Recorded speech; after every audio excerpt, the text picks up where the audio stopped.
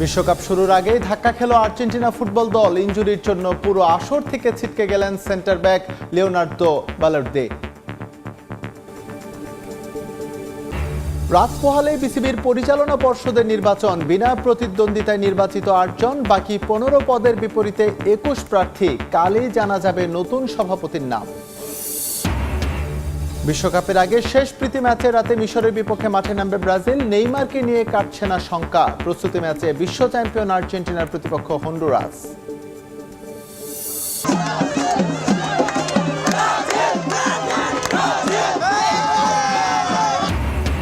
বিশ্বকাপ উন্মাদনায় বুঝ পুরো দেশ। কক্সবাজারে ব্রাজিল সমর্থকদের বর্ণাঢ্য শোভাযাত্রা। শরীয়তপুরে আর্জেন্টাইন ভক্তদের বিশাল র্যালি।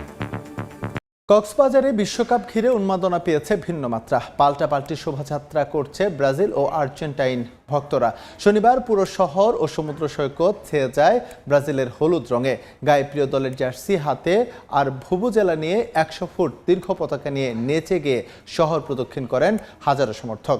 ঢাক ঢোল, স্লোগান আর করতালিতে মুখরিত সৈকত যেন পরিণত হয় এক টুকরো ব্রাজিলে।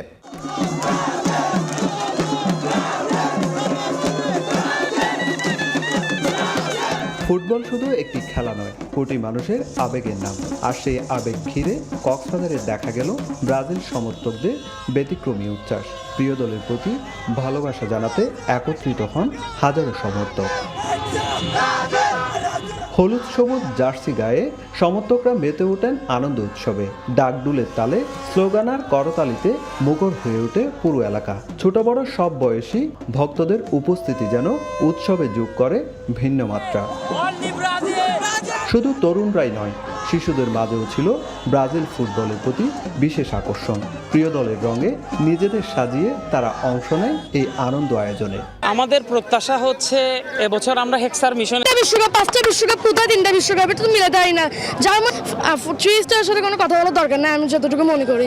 আমরা ব্রাজিলের পক্ষ থেকে তাদেরকে উৎসাহ দিতে চাই, আপনারাও খেলুন, আমাদের সাথে না পারুন অসুবিধা নাই, মাঠে টিকে থাকুন। আমরা আশা করতেছি এবার ব্রাজিল হেক্সা মিশন জয় করবে। বিকেলে কক্সবাজার সমুদ্র সৈকতে জড়ো হন হাজারো ব্রাজিল সমর্থক। হলুদ জার্সি, পতাকা ও রঙিন ধোঁয়ার উচ্ছ্বাসে মুখর হয়ে ওঠে সৈকত এলাকা। প্রিয় দলের প্রতি ভালোবাসা প্রকাশে স্লোগান, উচ্ছ্বাস ও আনন্দঘন পরিবেশে উৎসবে মেতে ওঠেন ভক্তরা।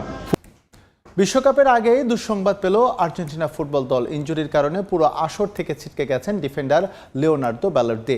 শুক্রবার আর্জেন্টিনা দলের অনুশীলনের সময় চোট পান এই সেন্টার ব্যাক। শনিবার দলের পক্ষ থেকে জানানো হয় ২৭ বছর বয়সী এই ফুটবলার ডান পায়ের কাফ মাসেলে চোট পাওয়ায় বিশ্বকাপে খেলতে পারবেন না। আর্জেন্টিনা এক বিবৃতিতে জানিয়েছে লিওনার্দো বালার্দে তার ডান পায়ের সেলিয়াস পেশিতে চোট পাওয়ায় বিশ্বকাপে অংশগ্রহণ করতে পারছেন না। দলের পক্ষ থেকে তার দ্রুত সুস্থতা কামনা করা হয়।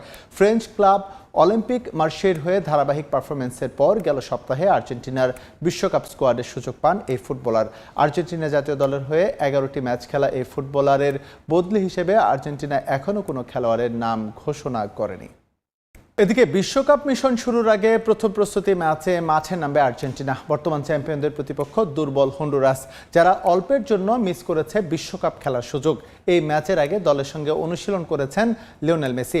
এই ম্যাচে সম্ভাবনা আছে তার খেলারও, জানিয়েছেন আর্জেন্টাইন কোচ লিওনেল স্কালোনি। তবে আঙ্গুলের চোটের কারণে গোলপোস্টে দেখা যাবে না এমি মার্তিনেজকে। ম্যাচ শুরু হবে আজ ভোর 6টায়। বিশ্বকাপের মঞ্চে শিরোপা ধরে রাখার মিশন শুরু হতে আর মাত্র বাকি কয়েকদিন। তার আগে শেষ মুহূর্তের প্রস্তুতিতে ব্যস্ত বর্তমান চ্যাম্পিয়ন আর্জেন্টিনা। বিশ্বকাপের আগে দুটি প্রীতি ম্যাচ খেলবে লিওনেল স্ক্যালোনির দল। সেই অভিযানে প্রথম পরীক্ষা হন্ডুরাস।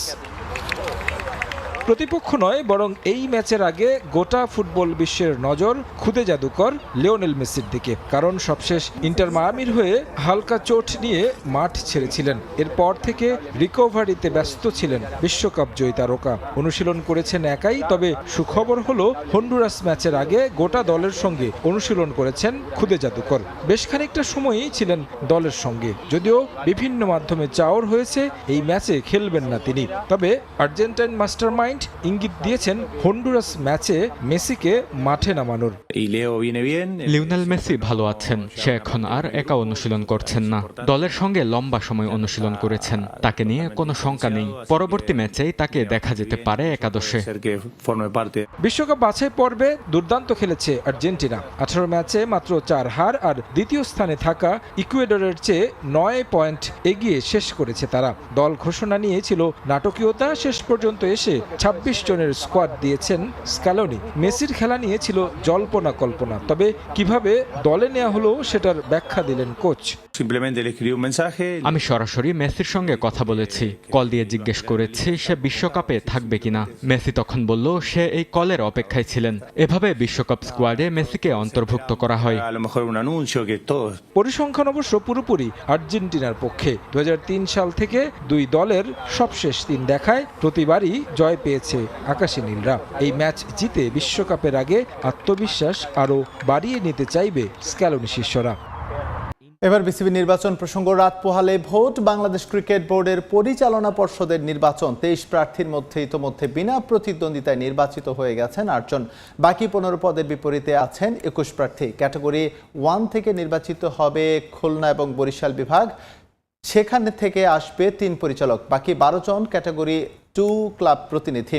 গুঞ্জন আছে বুলবুলের বোর্ডের মতো এবারও ভোটেই ঠিক হয়ে গেছে বেশিরভাগ পরিচালক। বাকি শুধু 7 জুনের আনুষ্ঠানিকতা। রাত পোহালেই ক্রিকেট বোর্ডের নির্বাচন। ভোট দেবেন জেলা, বিভাগ এবং ক্লাব কাউন্সিলররা। 23 পরিচালক প্রার্থীর 8 জনই নির্বাচিত হয়ে গেছেন বিনা প্রতিদ্বন্দ্বিতায়। এখনো বাকি 15 পদ, যার জন্য লড়াই করবে 21 জন।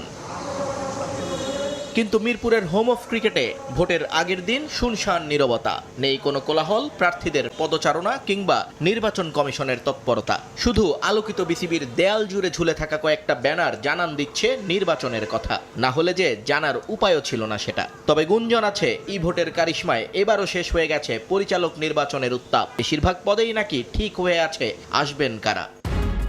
নির্বাচন কমিশন বরাবরের মতোই নিশ্চুপ দর্শক। ভোটের আগের দিনও সংবাদ মাধ্যমের মুখোমুখি হওয়ার প্রয়োজন বোধ করেননি তারা। বরং নির্বাচনী কার্যক্রম সাংবাদিকরা প্রত্যক্ষভাবে যেন পর্যবেক্ষণ করতে না পারেন সে বিধিনিষেধ আরোপ করে দেয়া হয় সংবাদ বিজ্ঞপ্তি। বিসিবি নির্বাচনের ইতিহাসে যা বিরল এক ঘটনা। পরে প্রতিবাদের মুখে বদলে যায় তা, যদিও প্রত্যক্ষভাবে পর্যবেক্ষণের সুযোগ থাকছে না এখনো। বিসিবি জানিয়েছে সাংবাদিকদের ভোটিং কার্যক্রম দেখার জন্য ব্যবস্থা করা হচ্ছে লাইভ ফুটেজের। ক্যাটাগরি 3-এ নির্বাচন হচ্ছে না এবার। প্রতিদ্বন্দ্বী প্রার্থী না থাকায় আগেই নির্বাচিত হয়ে গেছেন সিরাজউদ্দিন মোহাম্মদ আলমগীর। ক্যাটাগরি 2-এ 12 পদের বিপরীতে লড়াই করবেন 16 জন। 18 জনের মনোনয়ন গৃহীত হলেও প্রত্যাহার করে নিয়েছেন 2 জন। অ্যাডহক কমিটিতে থাকা বেশিরভাগ পরিচালকই নির্বাচন করছেন এই ক্যাটাগরি থেকে। ক্লাব প্রতিনিধিদের এই লড়াইটাই টিকিয়ে রেখেছে নির্বাচনের উত্তাপ, যেখানে তামিম ইকবাল অনুসারীরাই সংখ্যাগরিষ্ঠ। তবে বুলবুলের বোর্ডের 2 পরিচালক ট্রাই স্টেট ক্রিকেটার্সের মোহাম্মদ আমজাদ এবং উত্তরা ক্রিকেট ক্লাবের ফায়েজুর রহমান মিতু এখনও টিকে আছেন লড়াইয়ে। ক্যাটাগরি 1 মূলত আঞ্চলিক এবং জেলা ক্রিকেট সংস্থার প্রতিনিধিদের জায়গা। সেখানে বিনা প্রতিদ্বন্দ্বিতায় ইতোমধ্যে পরিচালক হয়ে গেছেন ঢাকা ও চট্টগ্রামের 2 জন এবং সিলেট, রাজশাহী, রংপুরের 1 জন করে। বাকি 2 বিভাগ খুলনা এবং বরিশালের জন্য হবে ভোটাভুটি। খুলনায় 2 পরিচালক পদের বিপরীতে আছেন 3 জন আর বরিশালে 1 পদের জন্য লড়ছেন 2 জন।